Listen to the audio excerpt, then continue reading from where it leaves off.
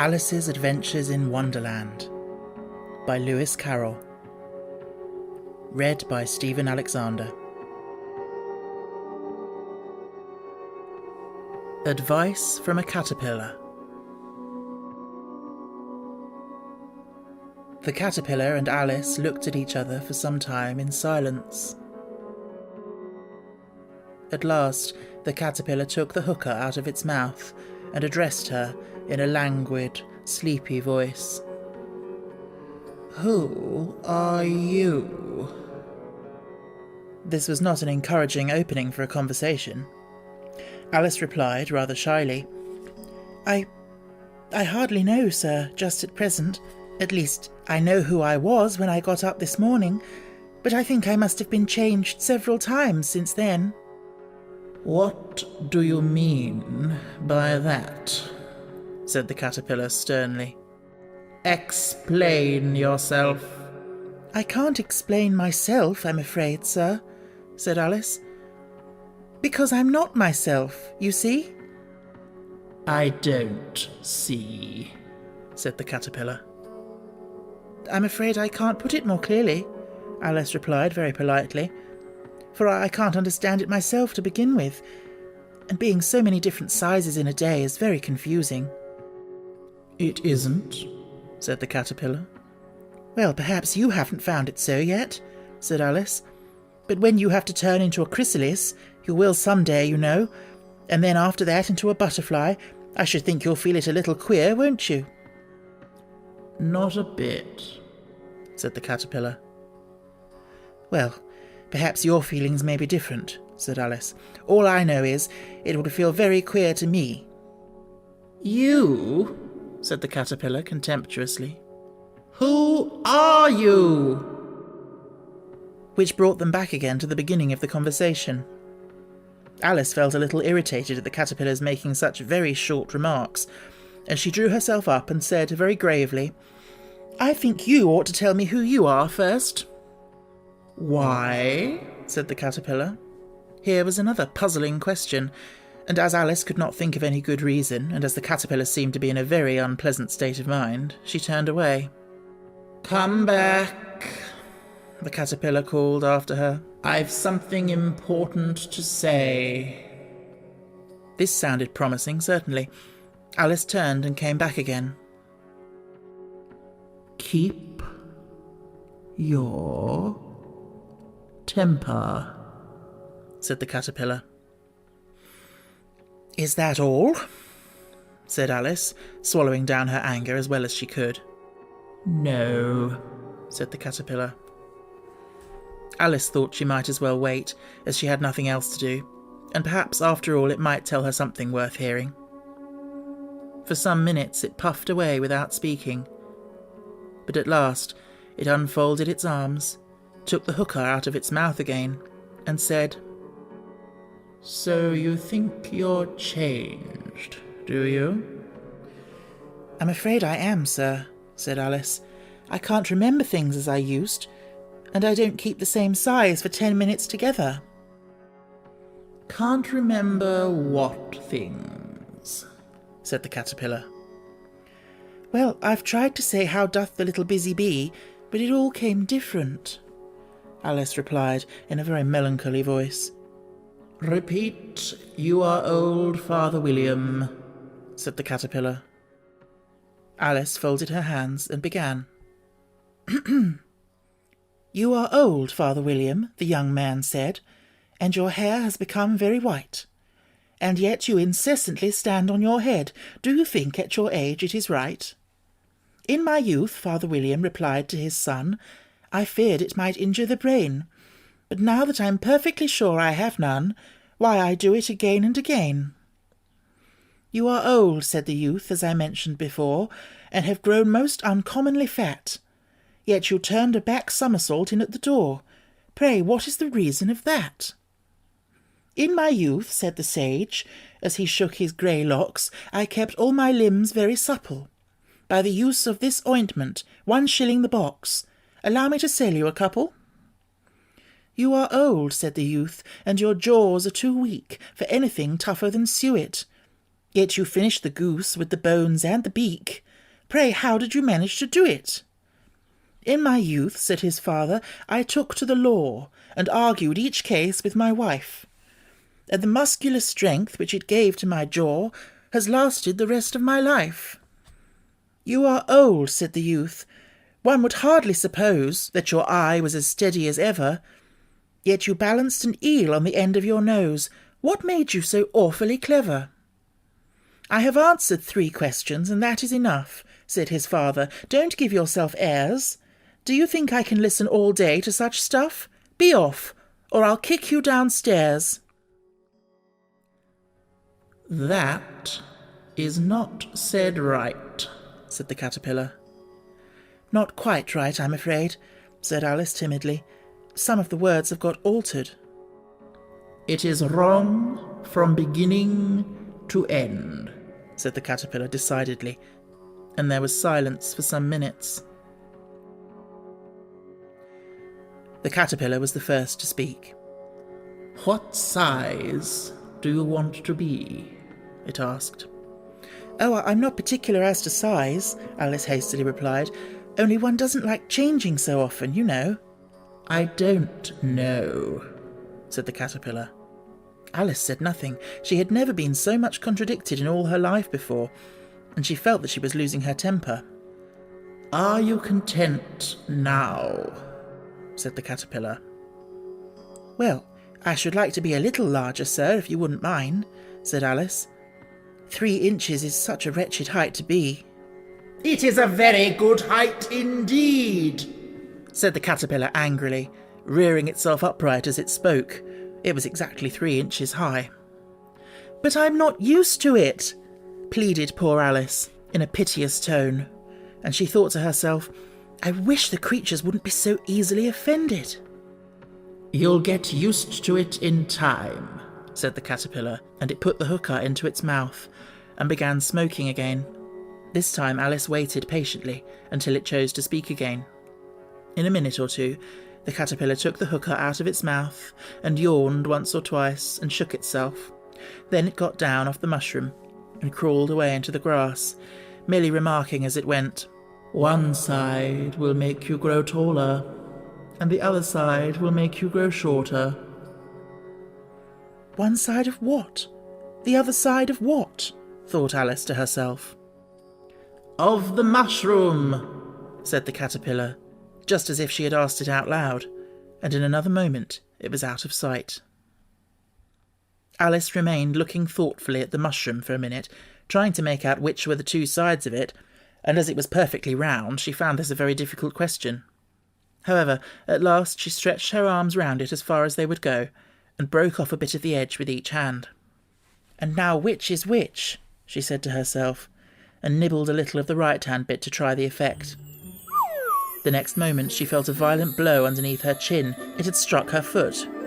She was a good deal frightened by this very sudden change, but she felt that there was no time to be lost, as she was shrinking rapidly, so she set to work at once to eat some of the other bit. Her chin was pressed so closely against her foot that there was hardly room to open her mouth, but she did it at last and managed to swallow a morsel of the left-hand bit.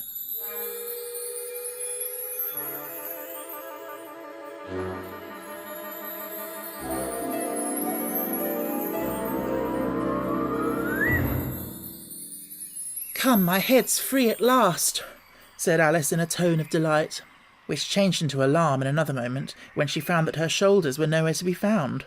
All she could see when she looked down was an immense length of neck, which seemed to rise like a stalk out of a sea of green leaves that lay far below her. "What can all that green stuff be?" said Alice. "And where have my shoulders got to? And, oh, my poor hands! How is it I can't see you?" She was moving them about as she spoke, but no result seemed to follow, except a little shaking among the distant green leaves. As there seemed to be no chance of getting her hands up to her head, she tried to get her head down to them, and was delighted to find that her neck would bend about easily in any direction, like a serpent. She had just succeeded in curving it down into a graceful zigzag, and was going to dive in among the leaves, which she found to be nothing but the tops of the trees under which she had been wandering, when a sharp hiss made her draw back in a hurry. A large pigeon had flown into her face and was beating her violently with its wings. "Serpent!" screamed the pigeon. "I'm not a serpent," said Alice indignantly. "Let me alone." "Serpent, I say again," repeated the pigeon, but in a more subdued tone, and added with a kind of sob, "I've tried every way and nothing seems to suit them." "I haven't the least idea what you're talking about," said Alice. "I've tried the roots of trees, and I've tried banks, and I've tried hedges," the pigeon went on without attending to her, "but those serpents, there's no pleasing them." Alice was more and more puzzled, but she thought there was no use in saying anything more till the pigeon had finished.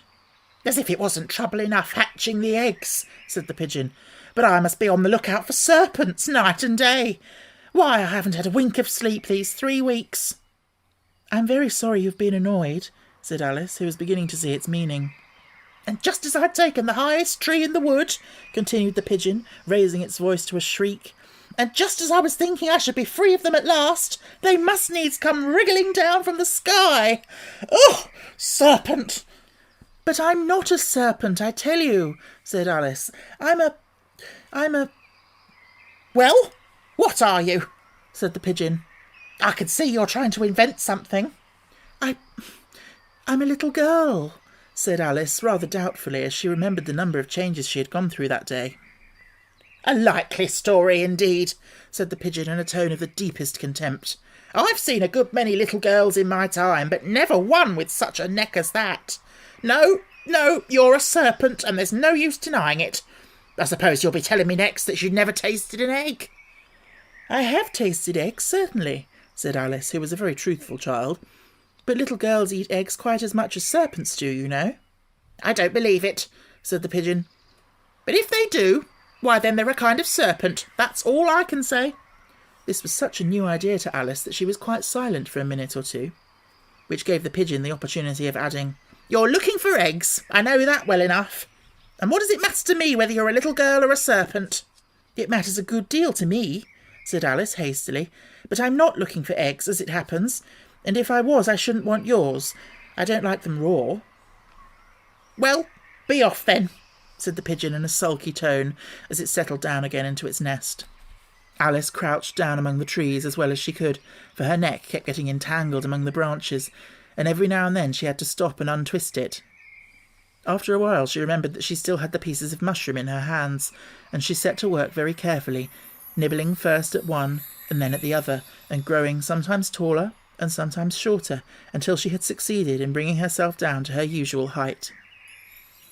It was so long since she had been anything near the right size that it felt quite strange at first, but she got used to it in a few minutes and began talking to herself as usual. "Come, there's half my plan done now. How puzzling all these changes are. I'm never sure what I'm going to be from one minute to another. However, I've got back to my right size. The next thing is to get into that beautiful garden. How is that to be done, I wonder?" As she said this, she came suddenly upon an open place, with a little house in it about 4 feet high. "Whoever lives there," thought Alice, "it'll never do to come upon them this size. Why, I should frighten them out of their wits." So she began nibbling at the right-hand bit again, and did not venture to go near the house till she had brought herself down to 9 inches high. Pig and Pepper. For a minute or two she stood looking at the house and wondering what to do next, when suddenly a footman in livery came running out of the wood. She considered him to be a footman because he was in livery, otherwise, judging by his face only, she would have called him a fish, and rapped loudly at the door with his knuckles. It was opened by another footman in livery, with a round face and large eyes like a frog, and both footmen, Alice noticed, had powdered hair that curled all over their heads. She felt very curious to know what it was all about, and crept a little way out of the wood to listen. The fish footman began by producing from under his arm a great letter, nearly as large as himself, and this he handed over to the other, saying in a solemn tone, "For the Duchess, an invitation from the Queen to play croquet." The frog footman repeated in the same solemn tone, only changing the order of the words a little, "From the Queen, an invitation for the Duchess to play croquet." Then they both bowed low, and their curls got entangled together. Alice laughed so much at this that she had to run back into the wood for fear of their hearing her, and when she next peeped out, the fish footman was gone, and the other was sitting on the ground near the door, staring stupidly up into the sky. Alice went timidly up to the door and knocked. "There's no sort of use in knocking," said the footman, "and that for 2 reasons. First, because I am on the same side of the door as you are. Secondly, because they're making such a noise inside, no one could possibly hear you." And certainly there was a most extraordinary noise going on within, a constant howling and sneezing, and every now and then a great crash, as if a dish or kettle had been broken to pieces. "Please then," said Alice, "how am I to get in?" "There might be some sense in your knocking," the footman went on, without attending to her, "if we had the door between us. For instance, if you were inside, you might knock and I could let you out, you know." He was looking up into the sky all the time he was speaking, and this Alice thought decidedly uncivil. "But perhaps he can't help it," she said to herself. "His eyes are so very nearly at the top of his head. But at any rate he might answer questions. How am I to get in?" she repeated aloud. "I shall sit here," the footman remarked, "till tomorrow." At this moment the door of the house opened, and a large plate came skimming out straight at the footman's head. It just grazed his nose and broke to pieces against one of the trees behind him. "Or next day, maybe," the footman continued in the same tone, exactly as if nothing had happened. "How am I to get in?" asked Alice again in a louder tone. "Are you to get in at all?" said the footman. "That's the first question, you know." It was, no doubt, only Alice did not like to be told so. "It's really dreadful," she muttered to herself, "the way all the creatures argue. It's enough to drive one crazy." The footman seemed to think this a good opportunity for repeating his remark with variations. "I shall sit here," he said, "on and off, for days and days." "But what am I to do?" said Alice. "Anything you like," said the footman, and began whistling. "Oh, there's no use in talking to him," said Alice desperately. "He's perfectly idiotic." And she opened the door and went in. The door led right into a large kitchen, which was full of smoke from one end to the other. The Duchess was sitting on a 3-legged stool in the middle, nursing a baby. The cook was leaning over the fire, stirring a large cauldron which seemed to be full of soup.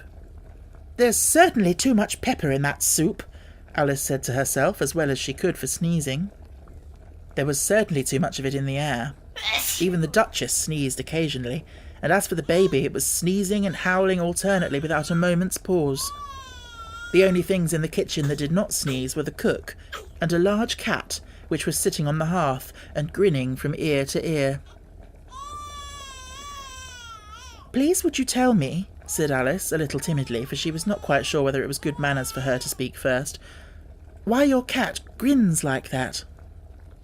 "It's a Cheshire Cat," said the Duchess, "and that's why." "Pig!" She had said the last word with such sudden violence that Alice quite jumped, but she saw in another moment that it was addressed to the baby and not to her, so she took courage and went on again. "I didn't know that Cheshire Cats always grinned. In fact, I didn't know that cats could grin." "They all can," said the Duchess, "and most of them do." "I don't know of any that do," Alice said very politely, feeling quite pleased to have got into a conversation. "You don't know much," said the Duchess, "and that's a fact." Alice did not at all like the tone of this remark, and thought it would be as well to introduce some other subject of conversation. While she was trying to fix on one, the cook took the cauldron of soup off the fire, and at once set to work, throwing everything within her reach at the Duchess and the baby. The fire irons came first, then followed a shower of saucepans, plates and dishes. The Duchess took no notice of them, even when they hit her, and the baby was howling so much already that it was quite impossible to say whether the blows hurt it or not. "Oh, please mind what you're doing," cried Alice, jumping up and down in an agony of terror. "Oh, there goes his precious nose," as an unusually large saucepan flew close by it and very nearly carried it off. "If everybody minded their own business," the Duchess said in a hoarse growl, "the world would go round a great deal faster than it does." "Which would not be an advantage," said Alice. who felt very glad to get an opportunity of showing off a little of her knowledge. "Just think of what work it would make with the day and night. You see, the Earth takes 24 hours to turn round on its axis." "Talking of axes," said the Duchess, "chop off her head." Alice glanced rather anxiously at the cook to see if she meant to take the hint, but the cook was busily stirring the soup and seemed not to be listening, so she went on again. 24 hours, I think, or is it 12? "Oh, don't bother me," said the Duchess. "I never could abide figures." And with that she began nursing her child again, singing a sort of lullaby to it as she did so, and giving it a violent shake at the end of every line. "Speak roughly to your little boy, and beat him when he sneezes. He only does it to annoy, because he knows it teases." While the Duchess sang the second verse of the song, she kept tossing the baby violently up and down, and the poor little thing howled so that Alice could hardly hear the words. "I speak severely to my boy. I beat him when he sneezes, for he can thoroughly enjoy the pepper when he pleases. Here, you may nurse it a bit if you like," the Duchess said to Alice, flinging the baby at her as she spoke. "I must go and get ready to play croquet with the Queen." And she hurried out of the room. The cook threw a frying pan after her as she went out, but it just missed her. Alice caught the baby with some difficulty, as it was a queer-shaped little creature, and held out its arms and legs in all directions. "Just like a starfish," thought Alice. The poor little thing was snorting like a steam engine when she caught it, and kept doubling itself up and straightening itself out again, so that altogether for the first minute or two it was as much as she could do to hold it. As soon as she had made out the proper way of nursing it, which was to twist it up into a sort of knot, and then keep tight hold of its right ear and left foot so as to prevent it undoing itself, she carried it out into the open air. "If I don't take this child away with me," thought Alice, "they are sure to kill it in a day or two. Wouldn't it be murder to leave it behind?" She said the last words out loud, and the little thing grunted in reply. It had left off sneezing by this time. "Don't grunt," said Alice. "That's not at all a proper way of expressing yourself." The baby grunted again, and Alice looked very anxiously into its face to see what was the matter with it. There could be no doubt that it had a very turn-up nose, much more like a snout than a real nose. Also, its eyes were getting extremely small for a baby. Altogether, Alice did not like the look of the thing at all. But perhaps it was only sobbing, she thought, and looked into its eyes again to see if there were any tears. No, there were no tears. "If you're going to turn into a pig, my dear," said Alice seriously, "I'll have nothing more to do with you. Mind now." The poor little thing sobbed again, or grunted, it was impossible to say which, and they went on for some while in silence. Alice was just beginning to think to herself, "Now what am I going to do with this creature when I get it home?" when it grunted again, so violently that she looked down into its face in some alarm. This time there could be no mistake about it. It was neither more nor less than a pig, and she felt that it would be quite absurd for her to carry it any further. So she set the little creature down, and felt quite relieved to see it trot away quietly into the wood. "If it had grown up," she said to herself, "it would have made a dreadfully ugly child. But it makes a rather handsome pig, I think." And she began thinking over other children she knew who might do very well as pigs, and was just saying to herself, if one only knew the right way to change them, when she was a little startled by seeing the Cheshire Cat sitting on a bough of a tree a few yards off. The cat only grinned when it saw Alice. It looked good-natured, she thought. Still, it had very long claws and a great many teeth, so she felt that it ought to be treated with respect. "Cheshire Puss," she began rather timidly, as she did not at all know whether it would like the name. However, it only grinned a little wider. "Come, it's pleased so far," thought Alice, and she went on. "Would you tell me, please, which way I ought to go from here?" "That depends a good deal on where you want to get to," said the cat. "I don't much care where," said Alice. "Then it doesn't matter which way you go," said the cat. "So long as I get somewhere," Alice added as an explanation. "Oh, you're sure to do that," said the cat, "if you only walk long enough." Alice felt that this could not be denied, so she tried another question. What sort of people live about here?" "In that direction," the cat said, waving its right paw around, "lives a hatter. And in that direction," waving the other paw, "lives a March Hare. Visit either you like. They're both mad." "But I don't want to go among mad people," Alice remarked. "Oh, you can't help that," said the cat.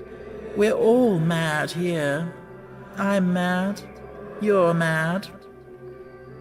"How do you know I'm mad?" said Alice. "You must be," said the cat, "or you wouldn't have come here." Alice didn't think that proved it at all. However, she went on. "And how do you know that you're mad?" "To begin with," said the cat, "a dog's not mad, you grant that?" "I suppose so," said Alice. "Well then," the cat went on, "you see, a dog growls when it's angry and wags its tail when it's pleased. Now I growl when I'm pleased and wag my tail when I'm angry. Therefore, I'm mad." "I call it purring, not growling," said Alice. "Call it what you like," said the cat. "Do you play croquet with the Queen today?" "I should like it very much," said Alice, "but I haven't been invited yet." "You'll see me there," said the cat, and vanished. Alice was not much surprised at this, as she was getting so used to queer things happening. While she was looking at the place where it had been, it suddenly appeared again. "By the by, what became of the baby?" said the cat. "I'd nearly forgotten to ask." "It turned into a pig," Alice quietly said, just as if it had come back in a natural way. "I thought it would," said the cat, and vanished again. Alice waited a little, half expecting to see it again, but it did not appear, and after a minute or two she walked on in the direction in which the March Hare was said to live. "I've seen hatters before," she said to herself. "The March Hare will be much the most interesting, and perhaps, as this is May, it won't be raving mad, at least not so mad as it was in March." As she said this, she looked up, and there was the cat again, sitting on a branch of a tree. "Did you say pig or fig?" said the cat. "I said pig," replied Alice, "and I wish you wouldn't keep appearing and vanishing so suddenly. You make one quite giddy." "All right," said the cat, and this time it vanished quite slowly, beginning with the end of the tail, and ending with the grin, which remained some time after the rest of it had gone. "Well, I've often seen a cat without a grin," thought Alice, "but a grin without a cat? It's the most curious thing I ever saw in all my life." She had not gone much farther before she came in sight of the house of the March Hare. She thought it must be the right house, because the chimneys were shaped like ears and the roof was thatched with fur. It was so large a house that she did not like to go nearer till she had nibbled some more of the left-hand bit of mushroom and raised herself to about 2 feet high. Even then she walked up towards it rather timidly, saying to herself, "Suppose it should be raving mad after all. I almost wish I'd gone to see the hatter instead."